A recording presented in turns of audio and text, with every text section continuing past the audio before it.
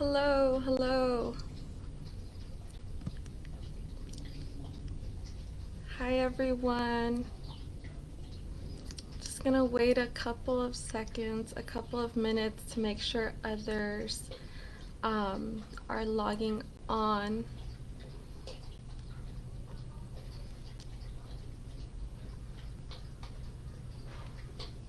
Hi everyone. Happy winter solstice.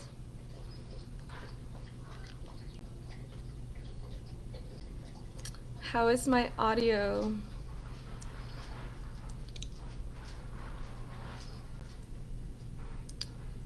Hi everyone. I'm seeing more people are logging on right now. I'm just gonna give it a few moments for more people to log on. If you can hear my audio pretty well, if you can let me know in the comments section.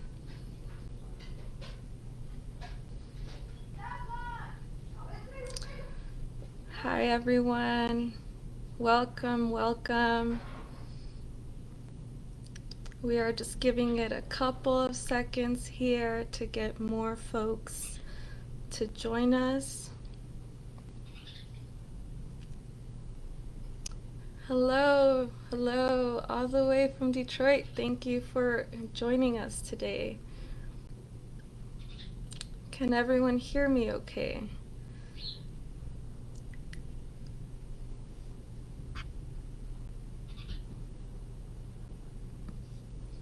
Welcome, welcome. Happy, beautiful winter solstice. So, we're going to get started.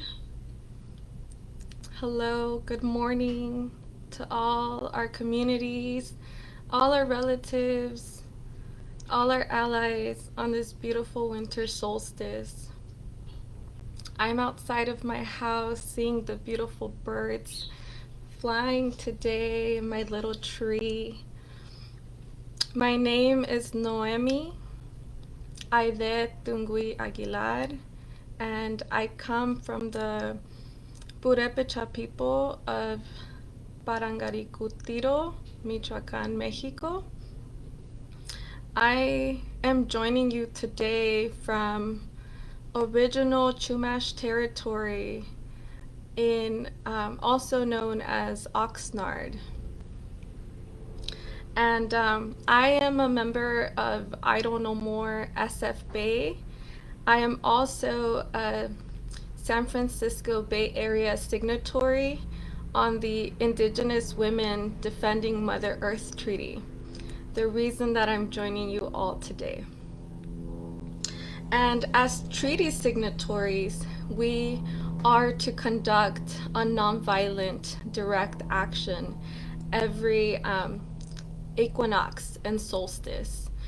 And so for today, and for these actions, everyone is invited to participate from wherever you are joining us. So normally we would be out in the streets trying to stop the harms towards Mother Earth where decision making is happening. But because of this pandemic, we know that we have to slow down, and we, for our own safety and for our grandmothers, we are doing a virtual event. And it doesn't mean that we stop speaking about the harms towards Mother Earth. And so that's why we're here today, to make sure that we can continue to protect all that is sacred to us, all that we hold dear in our hearts, to restore the balance, the sacred system of life. And so for today, we have a beautiful lineup of speakers for you. And they're going to be sharing updates, good news, and as well as letting you know how you can support their efforts. During this time, we also invite you to join our Facebook group, which is called Solidarity with Indigenous women defending Mother Earth Treaty. So if you can join that group today, throughout the day, we're inviting you to post good news happening that you may come across in your news feed that you've been holding on for a while. This is the time to share it with all of us. So please also use the hashtag Winter Solstice Treaty Action 2020. We also put together a resource page with ways to support our speakers and the work that they'll be talking about. So keep a lookout for that. And if you have not already read our treaty, you can do so at indigenouswomenrising.org. For today's event, each speaker will go on. We have an agenda that we posted. Each speaker will speak at that time. We invite you to look at the agenda, and there will be breaks in between each speaker. So we just ask for your patience and for you to enjoy this event. So at 10:15 a.m. today, to do our opening and to speak about the Signatory Land Trust and the Shumi tax, we will be joined by Karina Gold, our traditional spokesperson for the Confederated Villages of Lisjan and co-director of the Indigenous women-led Signatory Land Trust. So at this moment, we're going to go ahead and take that first break and return at 10:15 to hear from Karina Gold. Happy winter solstice, and we really hope you enjoy our event today.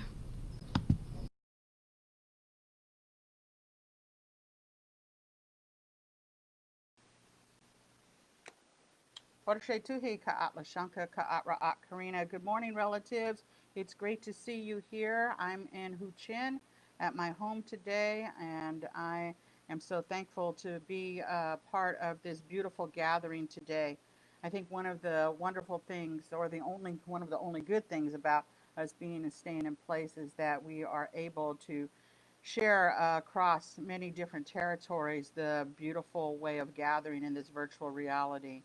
I wanted to offer a prayer for our gathering today at winter solstice and the shortest day of the year, but it's a time for a switch, a time for us to go into this place of reflection, a time for us to go inside of ourselves and to really dream about the beautiful things that we can create when we put our good minds together. Dream of the creation of bringing together all human beings back into the circle of life. I really am honored and blessed to be here today, and want to offer a prayer for all of our relatives that are passing through the Western Gate, are passing on and leaving us behind. But I also want to honor and pray for the next 7 generations and those babies yet to come to be on this earth with us and to dream with us together. Um, so, with that, I'll offer a prayer.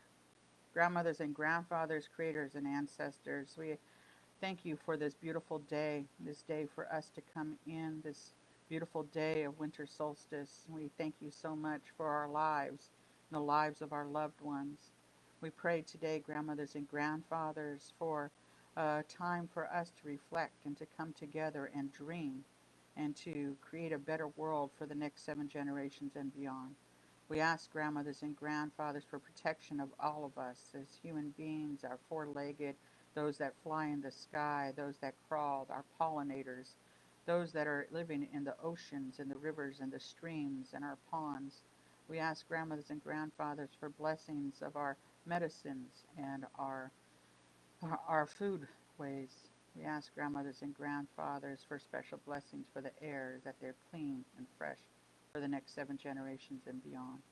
We ask grandmothers and grandfathers for good and clean, fresh water for the next 7 generations and beyond, and for our relationship with fire to come back in a good way and a good relationship with our brothers and sisters who take care of us, that warm us, and the sun that gives us light, We ask grandmothers and grandfathers for protection of our elders and our culture bearers and our medicine people. And over this winter time that they have everything that they need to take care of them. We ask grandmothers and grandfathers for those that are sick right now, sick of the disease of COVID and other sicknesses. We ask grandmothers and grandfathers for a protection for those that are behind the walls of depression and anxiety and addiction, and our brothers and sisters that are imprisoned all over the world, that they know that they are not alone, that they have someone with them, that their hearts are open. We ask grandmothers and grandfathers today to continue to bless us with good minds, that we create these ways of being in this world together, that we come back in right relationship, and that you take care of us through these winter months, and that we take care of our brothers and sisters who have less than us. We pray for those that are cold and living on the streets right now. We pray for them to have warmth and food and a roof over their heads. We ask grandmothers and grandfathers to protect those that are in places of war and to really protect the children. We ask grandmothers and grandfathers for all of these things and ask you to go into our hearts to take care of anything that might be troubling us. Take care of those, the pains that we have as those that are leaving us through the western gate. We ask grandmothers and grandfathers for special blessings of the little ones and those yet to come in the next 7 generations and beyond, that this earth that we try to create together is a better world than we have right now. We ask grandmothers and grandfathers to protect the leaders of those people that are standing on the front lines against oppression, protecting our sacred sites. We stand in solidarity and protection of those that are standing for Mauna Kea and Oak Flats and Bears Ears, and to protect the salmon, the Winnemem Wintu, our brothers and sisters that are in the Amazon that are fighting against the extraction industries. We pray, grandmothers and grandfathers, for all of our leaders right now that are taking on this work. We ask grandmothers and grandfathers to keep that black snake in the ground, and that we have these good things for the next 7 generations. We ask that these fires that we set today set a wave, a ripple effect across the world, so that we can have a protection, that we continue to be here to do our good works together. We thank you so much for all the blessings, the abundance. We ask that we share that out during this time of generosity. Oh, oh, oh. Thank you, brothers and sisters, my relatives, for being here today. I just want to really thank you all for also working with the Signatory Land Trust. The Signatory Land Trust is the first urban Indigenous women-led land trust in the country, and it has been placed right here in my home territory of Huichin. It's an urban Indigenous women-led land trust because it is inclusive of all Indigenous people that have come to share this land in my territory together. We have one of the highest groups of Indigenous people living in the Bay Area, and part of that is because of the forced relocation policies of the United States government. And of course, as good hosts on our land, we invite people to help us to participate in the work that we're doing to rematriate land. One of the wonderful ways that we have been blessed with abundance is having many of you participate in something called Shumi. And Shumi in our language means a gift or to give. And we thank you so much because of the generosity. The Signatory Land Trust crew has actually created a food distribution. One of the ways that our ancestors have taught us, our elders have taught us, our medicine people tell us, is that to feed the people. And so during this time of COVID, we've been honored and blessed to be able to do just that. Around April of this year, we began to harvest food at the Giltrap farm and give it to families that were immunodepressed or couldn't get out to get fresh food. And then soon we're joined by people that had produce, the Cultural Conservancy, Giltrap, and many other farmers that had excess food, so that we were giving out up to 100 food bags and boxes each week. And so the Signatory Land Trust crew has been doing that good work on behalf of all of us in the Bay Area to ensure that we do our little part. We thank you so much for the continued blessings. We can't wait for you to come and join us around the fire in prayer. In this past spring, we were going to invite you all to participate in the first gathering at an arbor that was erected, the first one in our territory in 250 years. Imagine that a part of our dreams was to bring back into balance our lands, to bring back our culture and our songs and our languages. And because of the support of all of these beautiful people in the Bay Area and beyond, we've been able to erect this structure for all of us so that we can bring balance back into the land. We will light a fire today and put prayers down there for all of you and all of your families, and look forward to spending time together with one another in the future. A way for us to come together and gather in prayer and to remind the ancestors that we are here. We are so thankful for the last 5 years working with community to save the West Berkeley Shellmouth, to do the work in the Bay Area to protect the sacred. When we are able to see outside of these streets and this pavement and this asphalt, we're able to see the sacred is right beneath our feet all the time.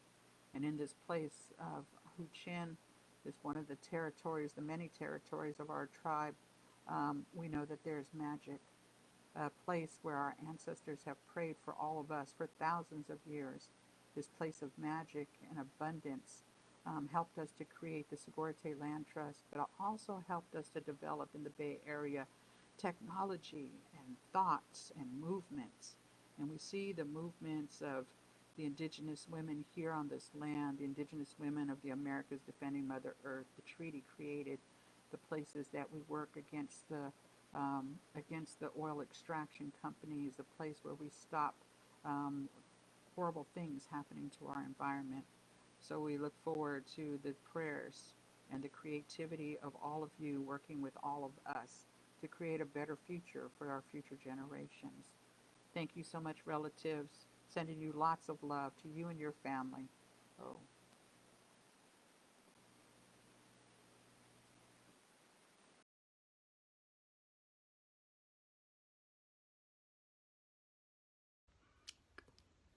Greetings, everyone. Sego Sewaguego, Yagunhio Yungyats, Hodnashone, Danugan Yunkihaga, Natyatoden. Greetings, everybody. My name is Allison Ihara Brown. My Mohawk name is Yagunhio, and I'm delighted to be here today talking with you all about honoring Native peoples and Native lands and the Shumi land tax. It's also a great honor to follow my good friend Karina Gould. We've walked together and talked together and worked together for so many years in so many different ways. I'm a grandmother advisor to the Idle No More SFB. I'm also a signatory on the Indigenous Women of the Americas Defending Mother Earth Treaty, and I also work as a board member with Movement Rights and a trainer with the Society of Fearless Grandmothers. What I wanted to talk about today briefly is just the importance for all of us, wherever we live, of really honoring the lands that we live on and the original peoples and caretakers of those lands. And for me, as a woman of Mohawk ancestry, but also in my family, I have Palatine German and Scottish ancestry.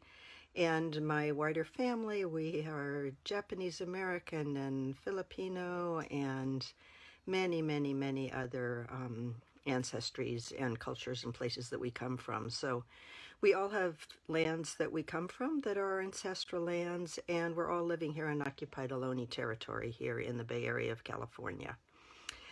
So as a guest on these lands, it's very important for me and for my family to find ways to be a good guest and to honor that relationship, which means treating the land with respect. It means showing up when our Ohlone leaders call on us to be present for things like defending and protecting the shell mounds in this area.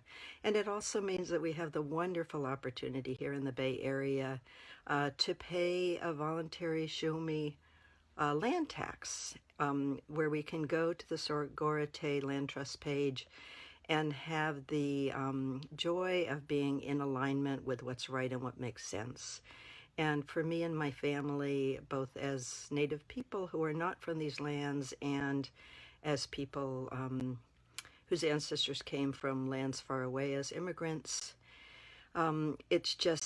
it's a wonderful feeling to pay the tax and to honor that relationship with the Ohlone people here. So I encourage you, if you live in the Bay Area, to find out more about the Shumi Land Trust, to go to the Segura Te webpage, and to experience the feeling of being in alignment by paying whatever you're able. There are suggested amounts on the webpage, but it really is about people honoring that relationship in whatever way works best for them.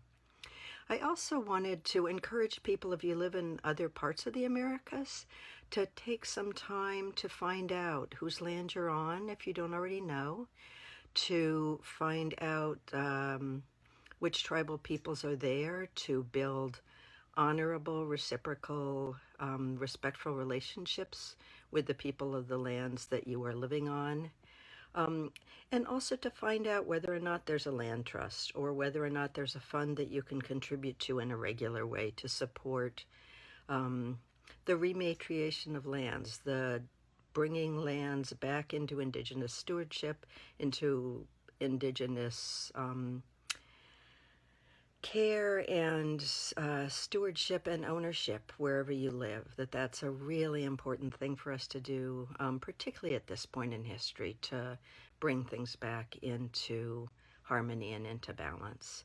I think in many, many parts of the United States and Canada, different tribal nations have set up land trusts, or ways of giving the land back, ways of returning the land to Indigenous sovereignty. I know the Amamutsan tribe in the Santa Cruz area has a land trust. I just recently had heard from our dear Idle No More brother Hartman Dietz that there's a native land trust that the Wampanoag people have set up in Mashpee Wampanoag territory. And I have friends in many, many parts of the country who I know are either working on land trusts or have set them up, or have other ways that you can contribute to Native sovereignty and to bringing the land back, rematriating the land to Indigenous people. So I wanted to, again, give my deepest appreciation to Karina for sharing with us about Segura Te Land Trust, which is just a very powerful model of an Indigenous women-led land trust that I encourage people to go to their webpage and find out more. And you can look at those resources that we'll be putting up on the Indigenous Women of the Americas Defending Mother Earth Treaty and the Solidarity page. Thank you so much for your time. Onagiwahi, goodbye for now.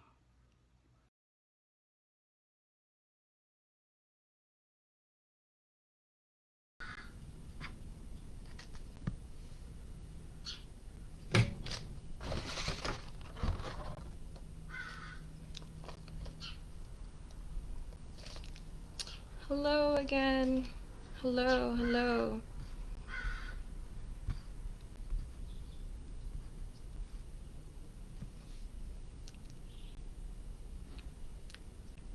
Hello, hello, hello to all my relatives again on this beautiful winter solstice.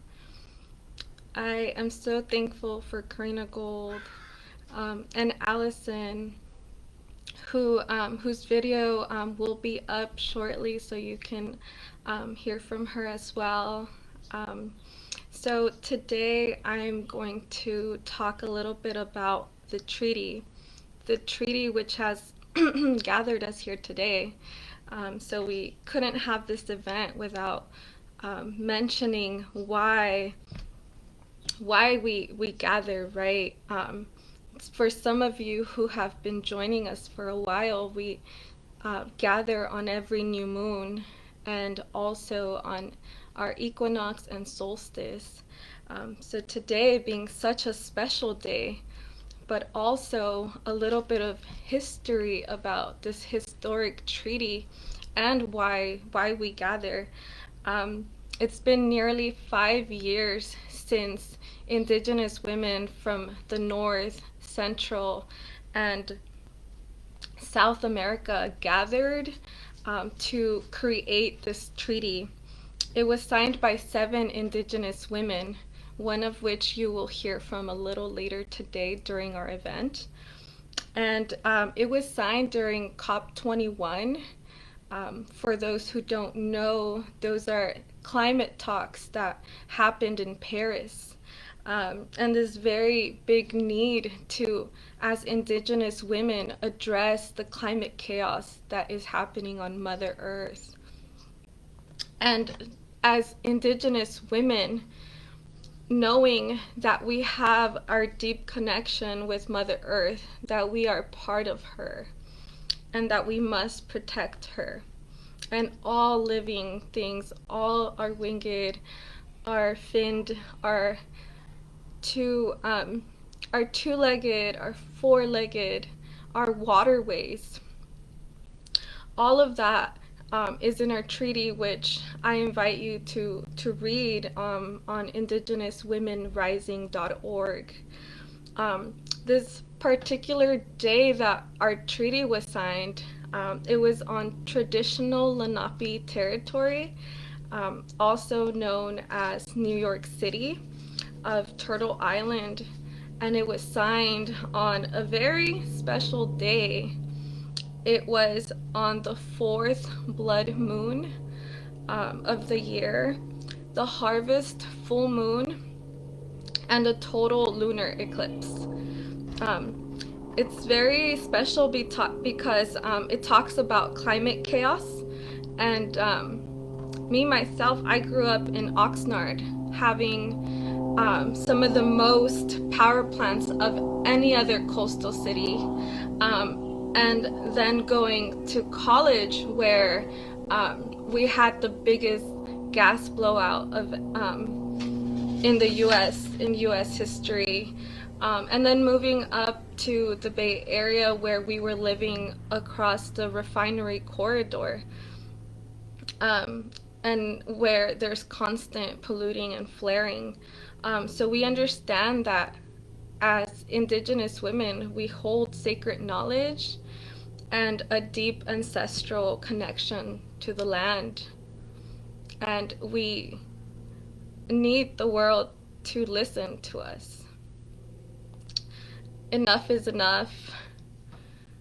We can no longer harm Mother Earth. We know that harm towards women is harm towards Mother Earth because we are inseparable.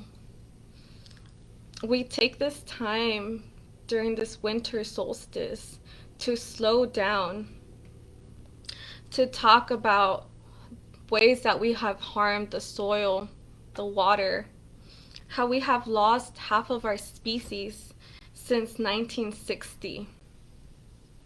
It is our time to rise together non-violently, and yes, we invite you again to read our treaty, which goes more in depth about what are ways that we have been harming Mother Earth and what are ways that we can continue to protect her. So I'm going to pass it on to the next speaker. Thank you so much.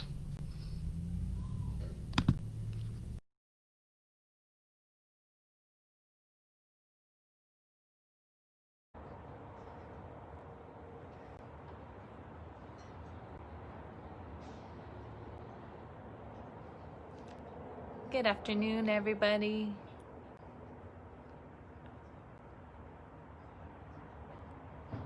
I'm just gonna give it some time until I see numbers popping up.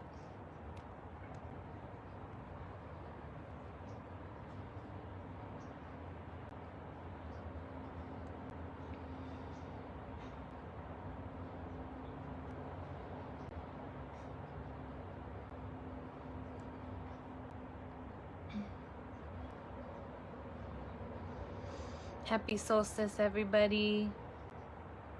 Such a beautiful day today, and I've been very inspired by all of the speakers who have spoke before me.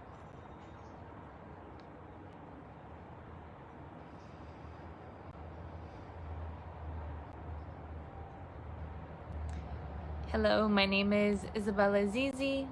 I come from the Northern Cheyenne, Arikara, and Muskogee Creek tribes. I'm a member of Idle No More SFA, and I'm also a signatory on the Indigenous Women of the Americas Defending Mother Earth Treaty. So today, I wanted to share some good news with all of you about my current job at Urban Tilth. And so Urban Tilth is such an amazing organization that is based out in Richmond, California, occupied Ohlone territory. And we have a team full of young people ages 18 to about 30 or so. And right now we have been working with we have been doing a CSA program where we offer fresh fruits and vegetables to families that sign up for the program, and that's a weekly thing. And what's been so special about this year, since I joined in May, we were offered a grant, a USDA grant, where we were able to provide fresh produce again to families who were heavily impacted by COVID-19, and for those who have lost their jobs and are not able to afford any organic produce. And a lot of places, or a lot of housing that's here in Richmond, you don't really get that many options when it comes to fresh produce. We only have a few grocery stores and a lot of corner stores or liquor stores that offers a lot of packaged and processed foods. And so for us at Urban Tilth, we were able to provide at least 197, close to 200 boxes of food that goes to families, whether they're single home or families of 4 or more, of different greens and vegetables. And a lot of these families were so thankful for us to be able to give them this food for free. There was no cost to them at all. And we were able to build such a beautiful relationship with all of them, being able to deliver to their house directly, of course, in a safe way through the COVID protocols. And it was also very exciting just to hear a lot of their voices, or even just given little letters of notes of gratitude for us to be able to give them food every week, and hearing stories of families where their children get to eat fresh produce and healthy foods for the first time, and get to experiment with all of this food. And for myself, being able to not only deliver food to families, but even be able to just work at a place where we're really pushing for food sovereignty, and really pushing to encourage, especially people of color, to learn how to grow food, how to really learn the agricultural way of being able to provide for ourselves, be able to provide for our community. It means so much, and I'm just so honored and so blessed to be able to have such an awesome team to work with. We are all deeply rooted in Richmond or throughout the Bay Area and Contra Costa County. And one of the things that I wanted to mention is that this program that it's called the Free Box Program, where Farmers to Families program, where we were able to provide this food. Unfortunately, the funds have not been able to get approved to continue on until next year for 2020. And a lot of the families are actually pretty bummed out about it, including myself, because we want to continue to maintain this great relationship with the people who are so dear to us, who are our next door neighbors. And right now, Urban Tilth is actually asking for donations. It's on our website for a GoFundMe, urbantilth.org, where you can either offer any kind of funds that you have, or even share this GoFundMe out to your community. It's a really awesome feeling, again, as I mentioned, to provide for the community that has been there so much for me. And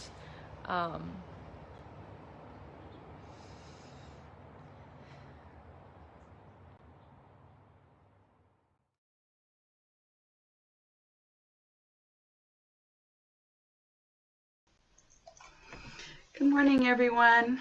Thought I'd jump on a minute early to tell you about there's some Indigenous women in North America who, I hope you can hear me. Let's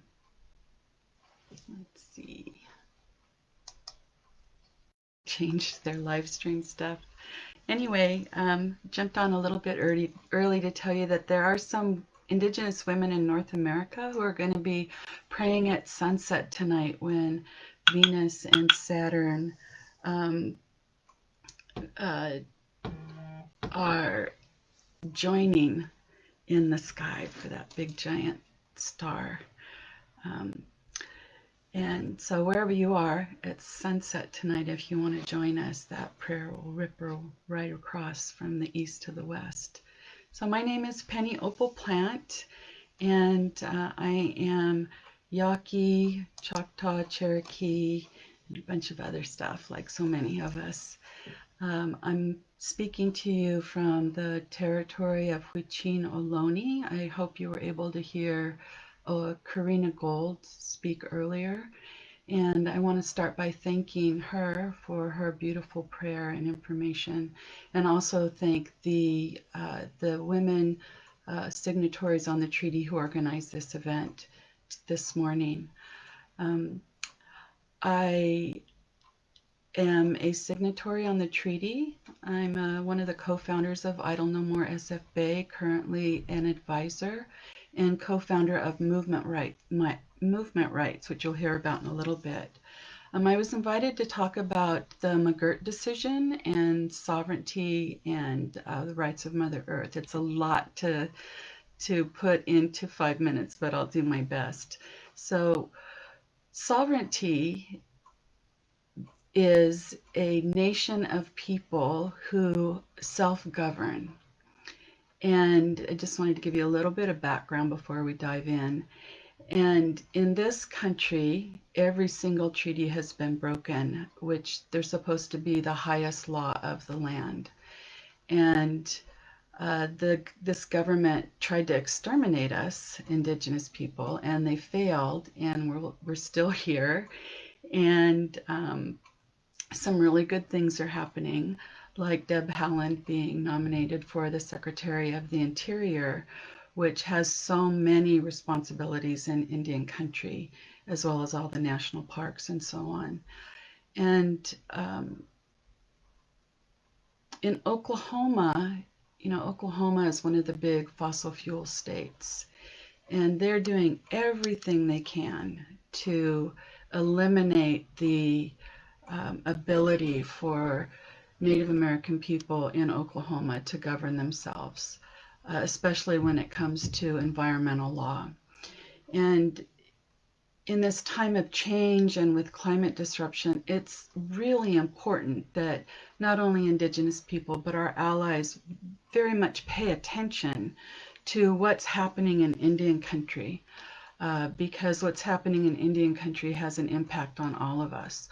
So you might remember in July of this year, there was a landmark Supreme Court decision called the McGirt decision.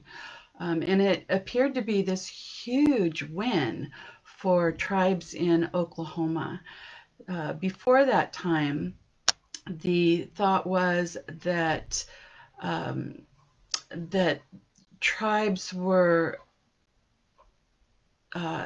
they were no longer had a lot of authority over their own territories. I mean, that's kind of the point of the United States government, right, to do that. And in this very odd and warped kind of way, this good thing happened where McGirt was a child molester who said that the treaties still stood, basically, and that the Oklahoma government could not try him in court because it was a federal court issue. And so it went all the way up to the Supreme Court, and he won, which is why so many people were celebrating in July, because that meant that the original territories of the original treaty lands were being recognized by the Supreme Court. But before the ink was dry on this ruling, the governor of Oklahoma, Governor Kevin Stitt, used a 2005 Midnight Rider hidden in an unrelated federal highway bill to strip the tribes of their environmental control. So movement rights is very much involved in this whole debacle because we've been working with the Ponca Nation of Oklahoma and Casey Camp Hornick, who's a dear, dear friend, sister, and my mentor. And we've been working with the Ponca on rights of nature laws, which they've passed, and now working on rights of river laws and looking to pass those. And what Casey said about Governor Stitt doing this is, let's see, I have her quote here. Thanks for being. She basically said that he will do everything to stop tribes from having their own authority. She said that the tribes were not that the tribes weren't consulted. They didn't give their approval over what Governor Stitt is trying to do in taking away any authority of tribes to say what's going to happen on their own land, what's going to happen to their air, their water, their soil, their right to say no to pipelines, their right of governance. And so here we have the pandemic raging across the country, and Casey said that the mail was slow to reach our tribal officials, who were informed that they had a few days to comment. So they didn't even get the right to comment because we're in a pandemic. And she said even if they had been able to adequately respond, consultation is not the same as the guaranteed right of their tribes to have free and prior informed consent. So here we have the land back movement spreading all across the world for Indigenous people. And Governor Stitt is still trying to strip them of their right of inherent sovereignty.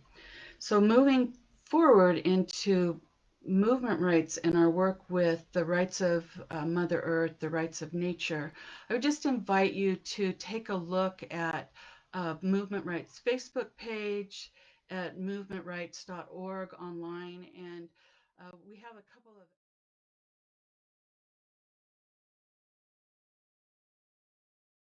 I am that poverty scholar, that houseless mama, that houseless daughter. I'm that poverty scholar. All those people you don't want to see, never want to be, look away from me. What you gonna do, arrest me? We're in your city.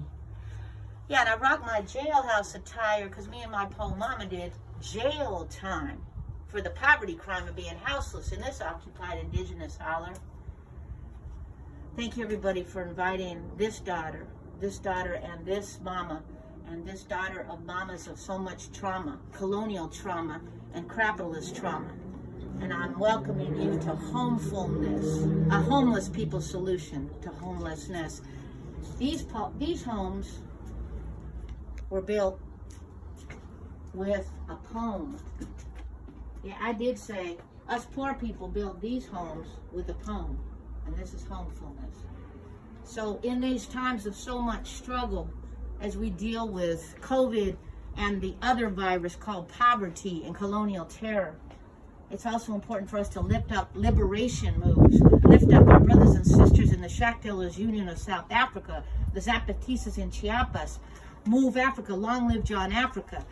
So us houseless and indigenous peoples right here in occupied Deep East Duchenne, with the blessing and permission and spiritual guidance of Sisters Karina and other of the Oni and the Shan Nation and Sigorte Land Trust, are unselling this small part of Mama Earth, because nobody, as our ancestors taught us from all nations, owns Mama Earth.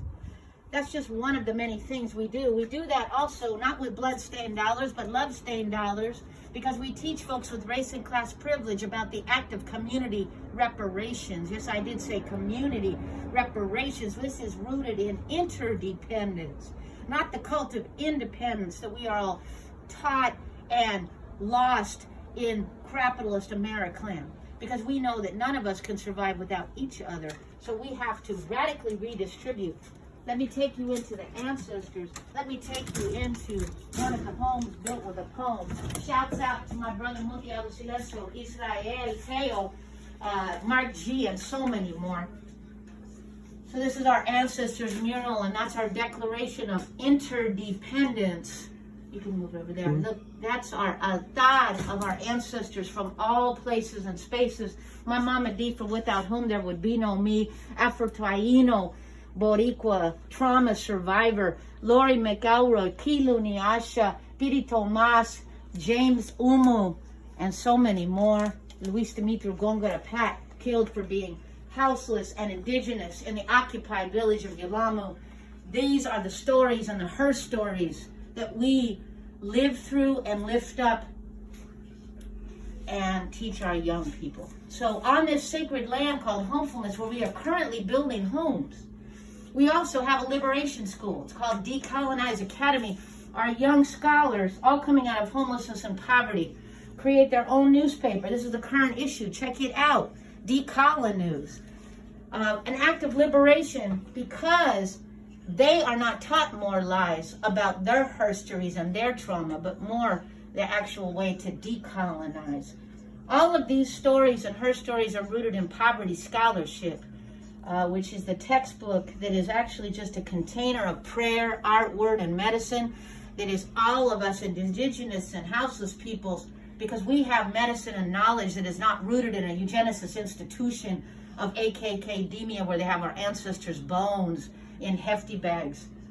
So I say all that to say this poverty scholar, this jailhouse lawyer is going on the road with this medicine, this concept of homefulness for any of y'all watching who want to learn how we doing this and how you can do it. This is just a template. And so I'm on a journey. You can hit me up on Instascam at Poor Magazine or Twitter at Poverty Scholar. But equally important, I just want to also bring up the fact that we are facing mass evictions, and evictions are elder and child abuse. We are facing this violence called evictions because we all believe in the lie called rent. And the lie called rent is rooted back in the buying and selling of Mama Earth. And so I say that to say, you all and all of us watching right now need to understand and understand that the first move is for us to unlink our minds from the away nation, the separation that this colonization pounds into our children, our youth, and our folks, and actually take back our culturas. And in our culturas and in our histories is our liberation. Shouts out to Poor People's Radio, Free Aslan, Slave Revolt Radio, Crip Hop Nation, and so many more. Check us out. I'm going to end with this poem for all the beautiful grandmothers who are holding up the sky and are part of this beautiful day of solstice. This poem is in honor of homeless mothers and poor mothers, low-wage mothers and no-wage mothers, welfare mothers and three-job working mothers, migrante mothers and incarcerated mothers, indigenous mothers and never-seen mamas. This poem is in honor of IN Estwith, CP Estwith, and most of all, system messed with mothers who can barely make it, but always do, and still raise all the world's people, like me and you and you. Change won't come from a savior, pimp, or an institution, family. Change will only come from a poor people, indigenous people-led revolution. Poormagazine.org, we love you. Oh.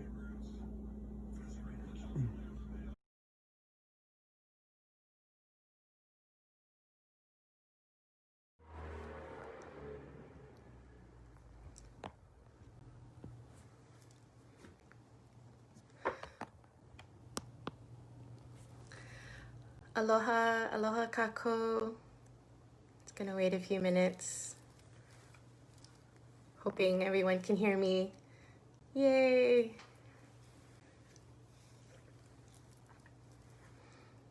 Awesome. Aloha, aloha mai kako. Greetings everyone. Hi, my name is Sheridan Noelani Inamoto, and I am so grateful to be with everyone and joining everyone on this really powerful day of winter solstice, especially with, I consider my ohana on this thread with all of my aunties, sisters, the signatories of the treaty. I'm really grateful to be invited to speak with really my family.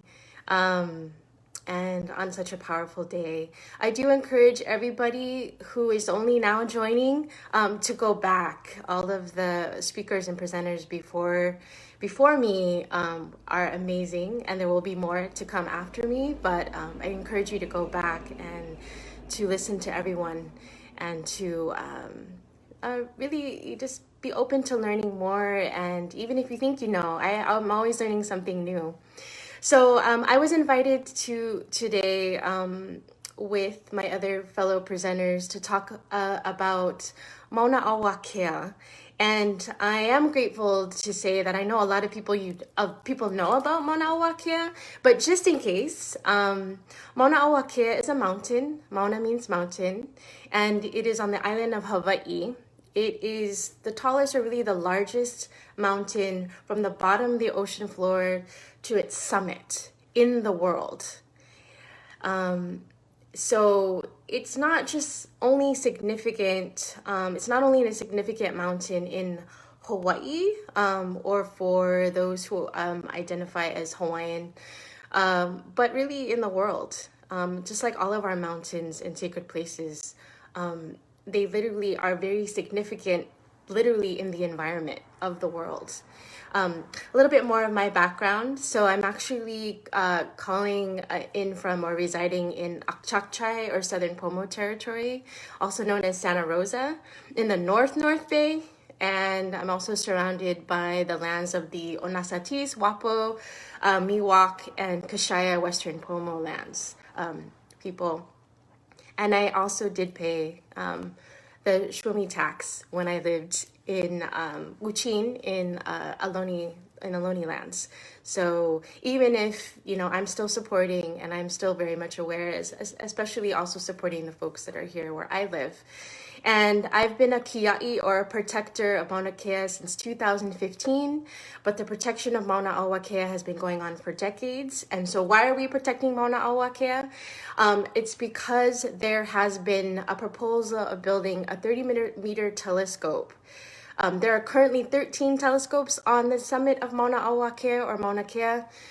This would be number 14, but it's not going to happen. But here's why. This particular telescope is proposed to be 18 stories deep into the mountain, and a huge stadium-sized field.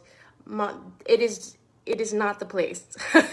The summit of Mauna Awakea is actually conservation lands, is incredibly eco-sensitive, and it's one too many. There are too many telescopes to begin with. And there are certain places in the world that do not need any further development or desecration. We would consider it desecration. The Kanaka Maoli, which I also identify as, have been standing for a really long time. So I started in 2015, actually in an action in Tongvaland, in Hahamangna, or Pasadena, in Southern California, led by Kumumikilani. There were actions to bring our attention to those who are investing in the 30-meter telescope. There were actions, and that's how I got involved right here in California. And even though we're talking about Hawaii and we're talking across the Pacific, right? We're talking across the ocean. It was mentioned earlier that we really need to be aware. We really need to pay attention of what's happening across the country and across the world, because Indigenous movements specifically are all connected and related, and they affect each other, just the way that mountains affect each other, just the way the world and the climate affects each other. It's the same thing with movements. And even though I'm in California, those who are investing in the 30-meter telescope are right here in these lands, in California, on Mokuhonu, or Turtle Island, and also in Canada, and other investors around the world. And I really want to bring awareness or to those, all of those kia'i that have been fighting for decades past, and even now, those like Uprooted and Rising who have been meeting with the University of California Board of Regents, who's a huge investor. Those folks who were bringing attention to the Gordon and Moore, Betty Moore Foundation, right here in Palo Alto and also in Ohlone Land, or that area as well, and Caltech. And also those kia'i who have been bringing attention to those investors in academic institutions in Canada, or our northern relatives. So really, to the lahui, to all of those across all protectors, both not just being Native Hawaiian, but other folks across the world who have been standing and protecting from preventing this development from happening. And currently, really quickly, there is this idea that, maybe we can build the 30-meter telescope somewhere else. But the truth is, it's not the place. It's not going to happen. And we really need to continue with divesting these developments and projects, especially in protecting the land.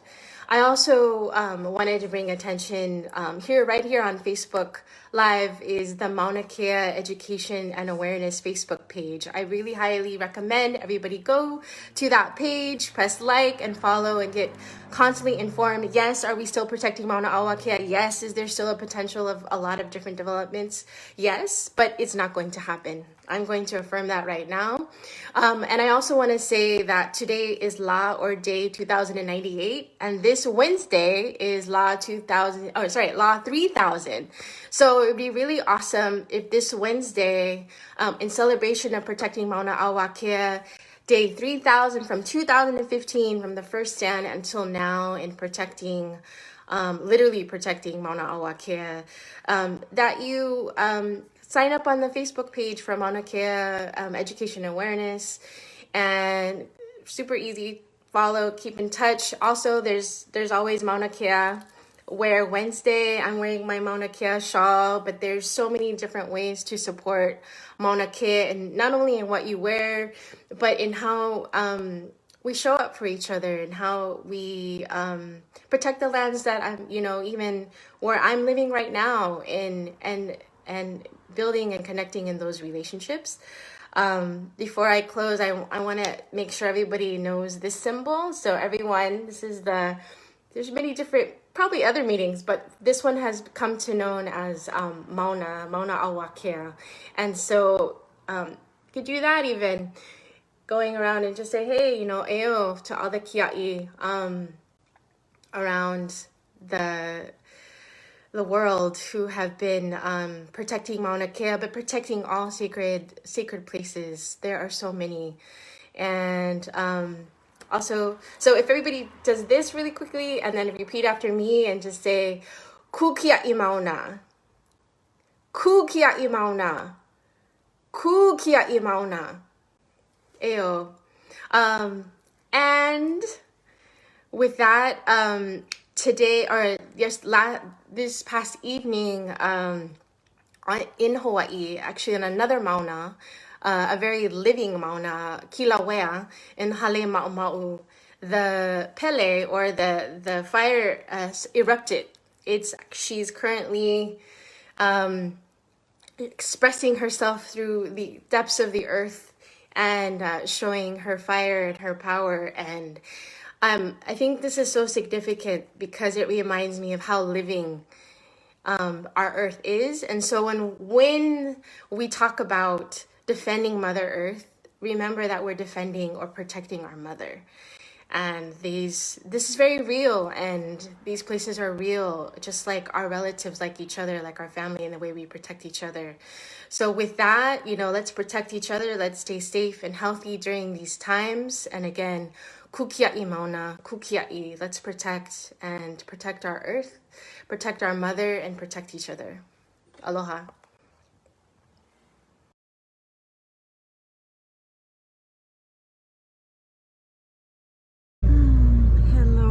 Hello, Kuali Tonali.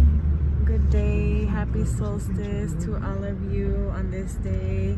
I hope you are connecting to your cultural practices.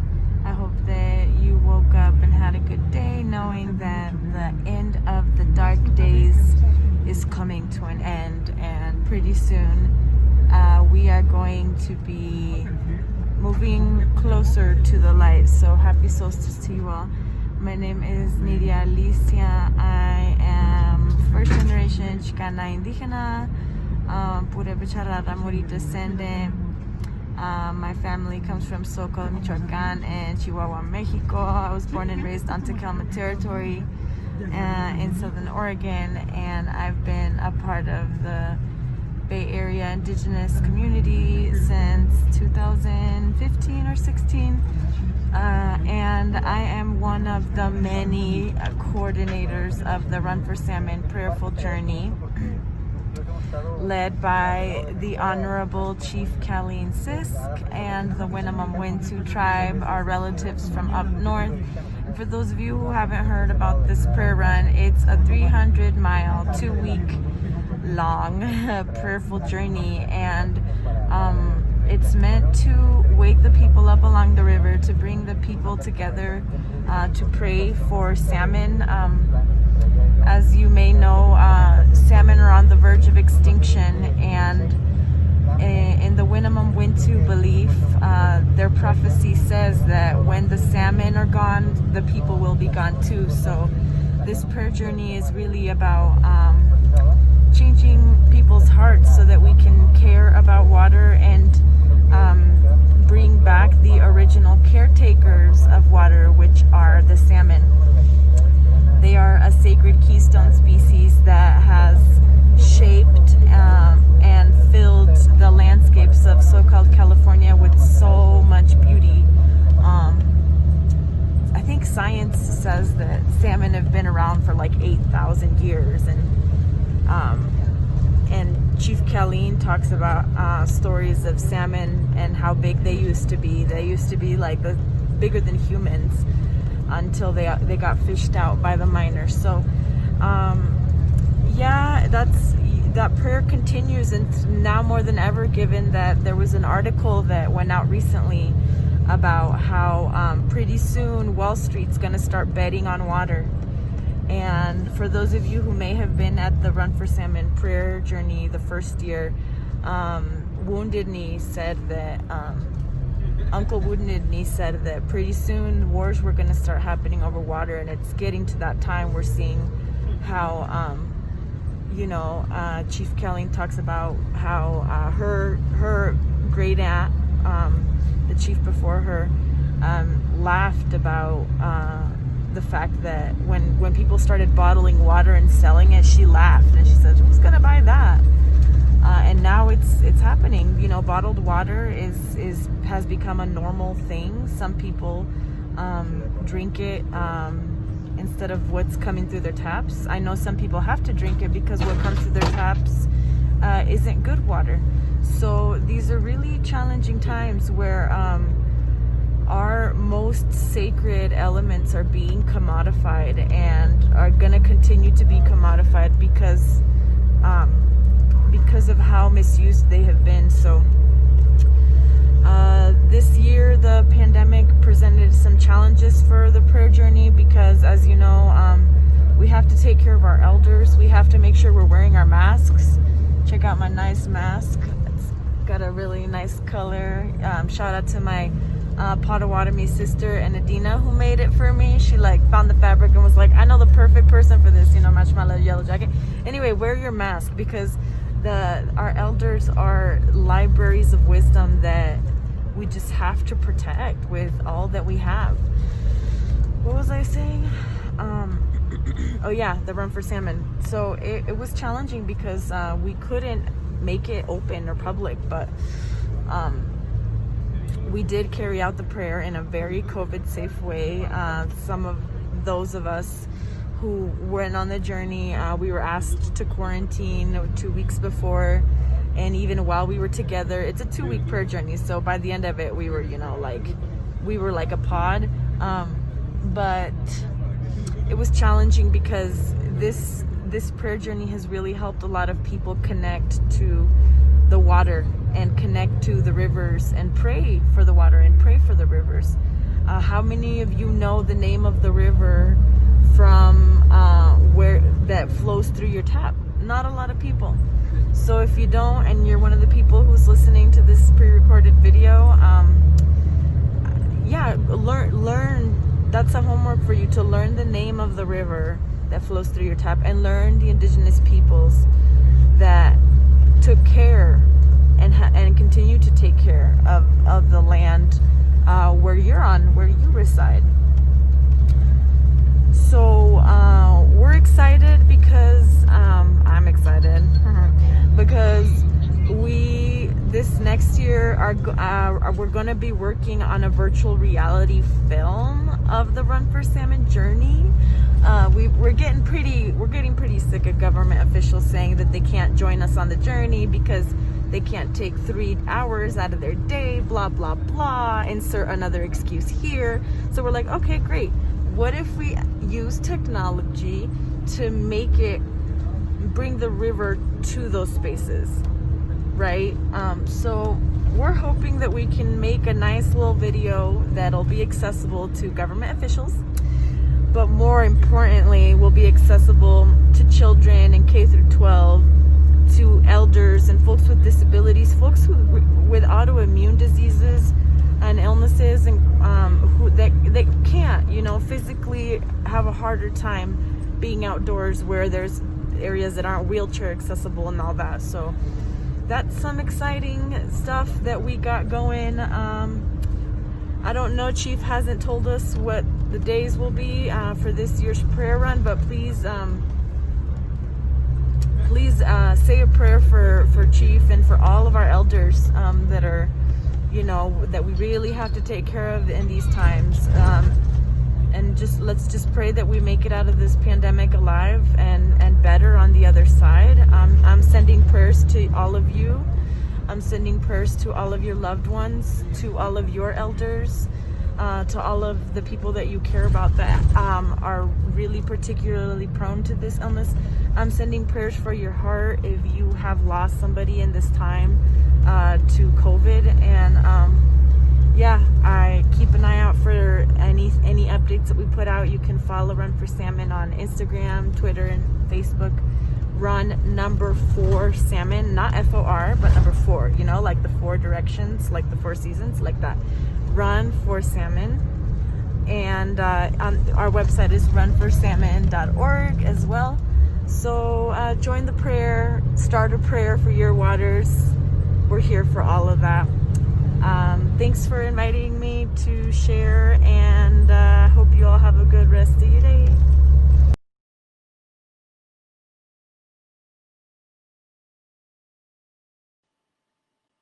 Greetings, everyone.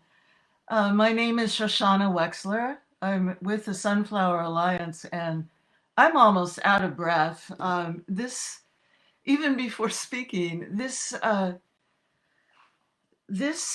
ceremonial moment, to be able to share it with you is just so totally profound, and I am just absolutely deeply honored. Thank you so much. Sunflower Alliance is a very, very hyper-local, basically East Bay, California group. And our intention has always been, since we first came together about 7 or 8 or 9 years ago, my God, I don't even remember now. It has been always to be the best possible allies we could be to people who are on the front lines of fossil fuel resistance, and to heal this earth, to contribute to the healing of the wounded peoples on this earth who have managed to remain here, to survive, to come back stronger than ever. And I want to say that in that spirit, and on this day of kind of the most amazing planetary convergence, kind of topped off by this amazing statement that Pele is making right now. Wow. Yes, the earth is speaking to us. That in all of this darkness that we've been experiencing together in this last year, there have been some bright moments. And there have been some amazingly bright moments here in the San Francisco Bay Area. And so I just wanted kind of to do a brief description of those and then kind of suggest where we might be going, even starting in January. So in this last year, something really enormous and unexpected happened. And that was that the threat of expanded, increased tar sands refining in our 5 Bay Area refineries, yep, we got 5 refineries here, actually went away. It's gone. Oh my God. This is after years of work on the part of so many people, including many of you watching right now. This has been very much a collective effort. First of all, we got the amazing news that the marine expansion proposal that Phillips 66 had been pushing for so long, that it had suddenly, it's no longer under review by local regulators. That, coupled with the fact that a really terrible dredging scheme, about 50, a dredging scheme that would have deepened shipping channels from the San Francisco Bay, like right outside of Richmond, and then through the Carquinez Strait and all the way down that channel past Martinez, originally intended to go all the way to Stockton. A plan that had been under development for 15 years, that had received a lot of taxpayer money in Contra Costa County year after year after year, ouch, that many of us worked very hard, many of you worked very hard to stop. There was a wonderful action, which I bet a lot of us participated in last March, sending a very strong and beautifully crafted message to the Army Corps of Engineers that we wanted to protect our bay and not enable more oil traffic and not enable more importation of tar sands.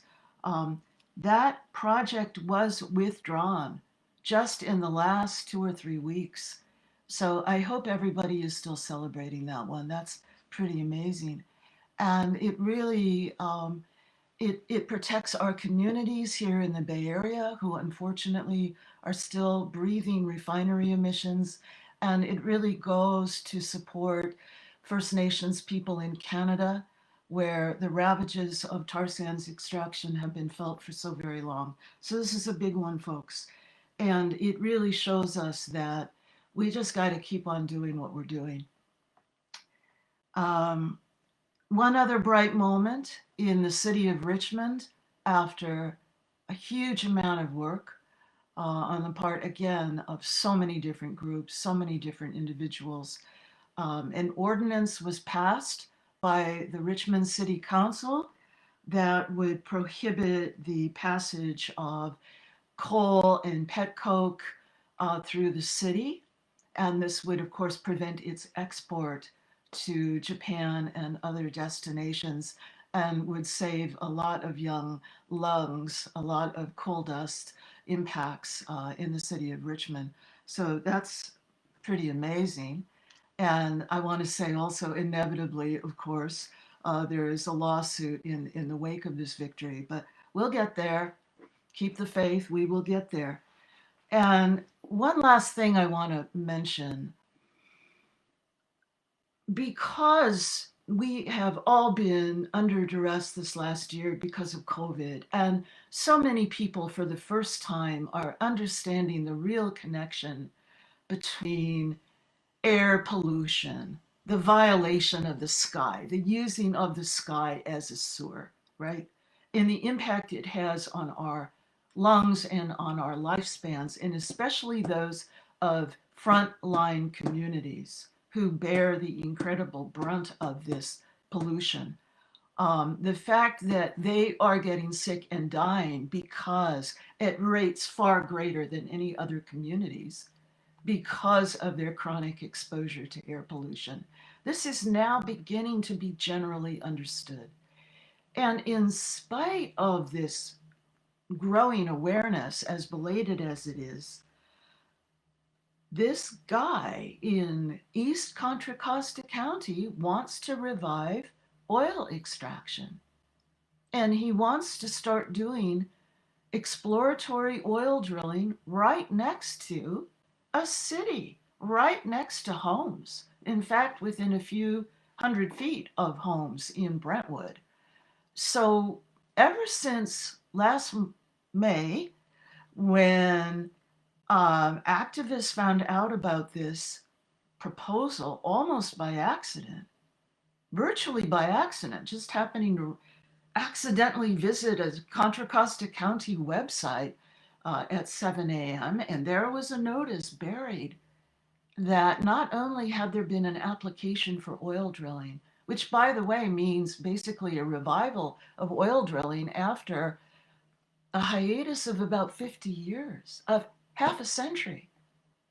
The county was on its way to rubber stamp this project and was going to do it within a week. So our first victory last year was to get a delay, was to demand more time, so that we got that done. We got the word out. Huge numbers of people sent in comments to Contra Costa County and said, "What are you thinking?"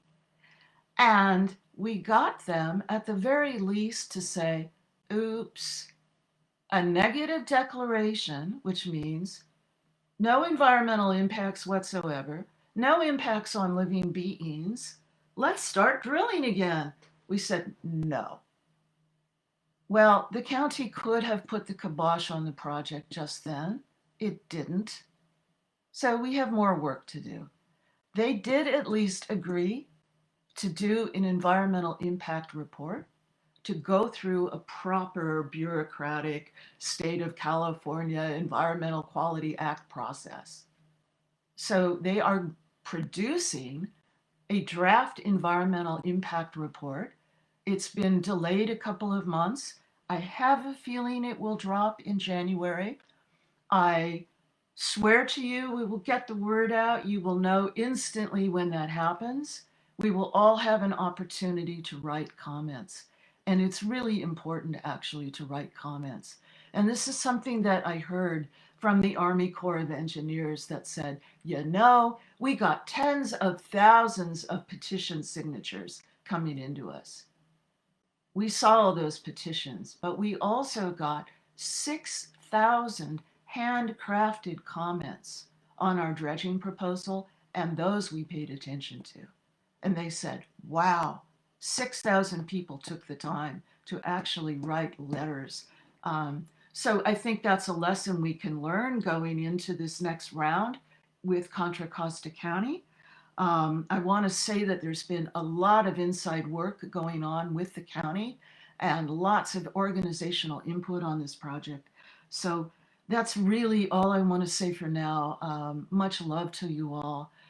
May we thrive in this coming year and just keep our strength up and our energy up to continue this fight. And again, what a deep honor to be in this struggle with you. Blessings.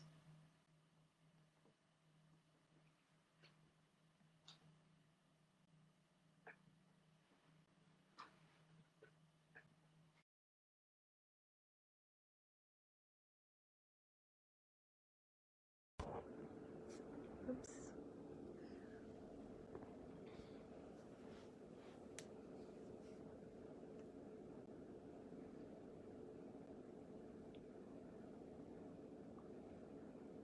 I'm just gonna wait a little bit for people to join.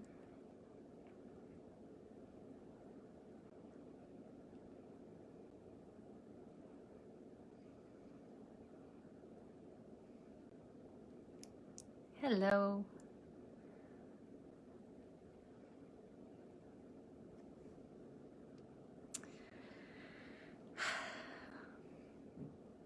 Wow, I'm honestly so I'm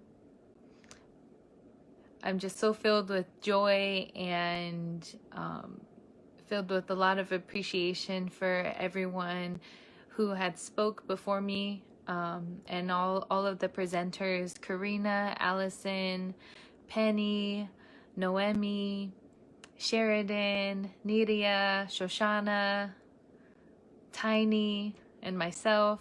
Just so much appreciation for everyone for all the amazing words that you got to share of, you know, how to pay your Shu'umi land tax if you live here in the Bay Area, how you can support Indigenous ran and organizations like Segorite Land Trust, how you can support local organizations like Urban Tilth and continuing to provide fresh produce to local community members here in Contra Costa County, and also learning the really in-depth information about how we can support our Indigenous relatives in Oklahoma, the Ponca Nation, in ensuring that, that with the McGirt decision in Oklahoma, and in making sure that they stop that one Oklahoma person, and continuing to fight to take action in the court systems, and really supporting the Homefulness movement that the Poor Magazine and Tiny have really been pushing for so long here in the Bay Area and also elsewhere.